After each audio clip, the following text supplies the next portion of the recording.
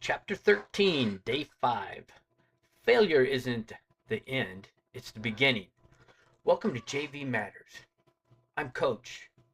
This channel isn't just about football, it's about leadership, character, and developing young men through the greatest game ever played. Whether you're a coach, player, or parent, I hope you'll find something here that challenges, encourages, and inspires you. So let's get started. If there's one thing football guarantees is this: you're going to fail. You're going to miss a tackle. You're going to drop a pass. You're going to miss an assignment. You're going to lose a game you thought you should have won. You're going to have a practice or practices where nothing seems to go right. The question isn't if you fail.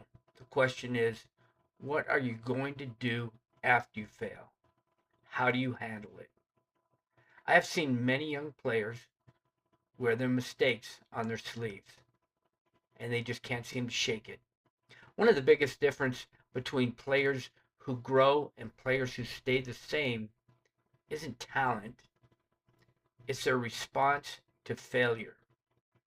I've coached players who made one mistake and let it ruin the rest of their practice or even the game. Their head dropped, their confidence disappeared, they stopped competing because they were afraid of making another mistake.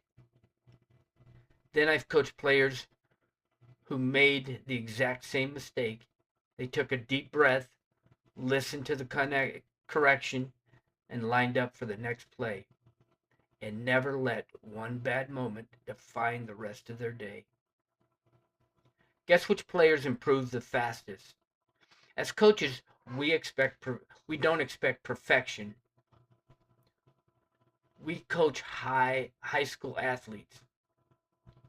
They're learning, they're growing. Mistakes are part of the process. What we do expect is effort. We expect players to respond. We expect players to compete on the next snap of the ball. We expect players to compete at the highest level they can perform. We expect them to compete. One mistake doesn't concern me nearly as much as how a player reacts to it. I tell my players all the time, the next play is the most important play of the game, not the last one. I tell my players as well, you have to have short-term memory in football. If you let the last play linger, you're going to make another mistake again and again and again. And you'll probably make that same mistake again and again and again. Short-term memory is what you have to have in football. You can't change what already happened. It's done and gone and over with. Forget about it. Move to the next play. But you can control what happens next. That's true in football and it's true in life. Some of the greatest lessons I've learned as a coach came after losses, not wins. Losses force you to evaluate. I can evaluate a player on their mistakes easier than on their wins. They force you to improve. They force you to ask difficult questions. Winning is fun. Everybody loves to win. I love to win. Who doesn't? But losing, if you handle it the right way, can become one of the greatest teachers. The same is true for players. I've watched athletes who got cut from a team come back stronger the next year. I've watched players who started on the scout team become varsity captains. I've watched young men who lack confidence develop into leaders. What changed? They stopped looking at failure as a finish line and they started looking at it as a classroom. I've mentioned that before. The lines on the football field is your classroom. The practice field is your classroom. Use it that way. Learn from it. One of my favorite sayings is this: failure is an event. It is not your identity. Say that again. Failure is an event, not your identity. Missing a tackle doesn't make you a bad football player. College and pro football players make mistakes all the time. And the funny thing, or the bad thing, I guess you could say, is pro football players, when they make it, they're making millions of dollars and they make a mistake. The same mistakes that you've probably made as a high school player. So don't feel bad. Failing is a test. Failing on a test doesn't make you a bad student. Making a mistake doesn't make you a failure. Giving up, however, that's the decision that keeps people from growing. Football has a unique way of teaching resilience. Every play gives you another opportunity. Every practice gives you another opportunity. Every season gives you another opportunity. The players who keep showing up, keep learning, and keep competing are usually the ones who surprise everyone at the end of the year. Not because they never failed, because they are always failing, I'm sure, but because they refuse to let failure have the final word. As coaches, we should never rescue players from every failure. That may sound harsh, but it's true. How else are they going to learn? Every player will fail. They'll have bad days. They'll make mistakes. Be there to correct them and help them along the way. Sometimes the greatest gift we can give a young player is allowing him to struggle while standing beside him as he learns how to overcome it. Life won't remove every obstacle, neither should we.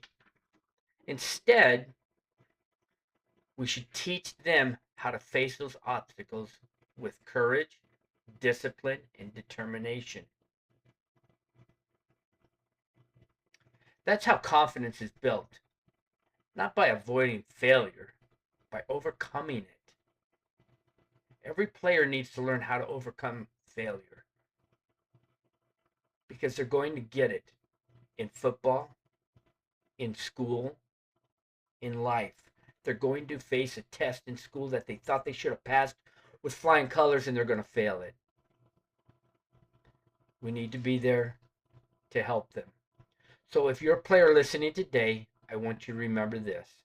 The next time you make a mistake, own it. Learn from it and then move on, because you are going to make a mistake. The coaches are going to tell you made a mistake, but own it. Don't carry yesterday's mistake into today's opportunity, because your future will never be determined by the number of times you fail. It will be determined by the number of times you choose to get back up. Go listen to some of Michael Jordan's comments on how many times he failed, how many times they gave him the ball at the whistle, the final seconds of the game, and how many times he failed on those final shots.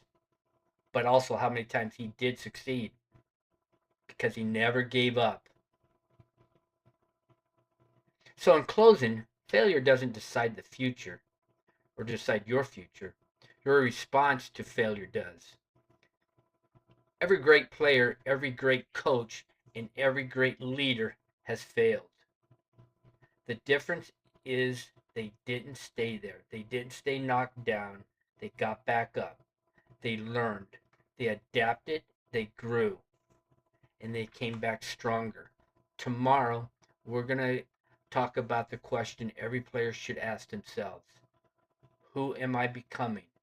Because football isn't just about shaping the player you are today. It's shaping the man you'll become tomorrow. So thank you for watching JV Matters. If you believe football is about developing character as much as developing athletes, please like this video, subscribe, and share it as a coach, parent, or player who's committed to building better young men through the game of football. Until next time, keep leading, keep serving, and never forget JV matters because it's never been about football. You all have an outstanding day.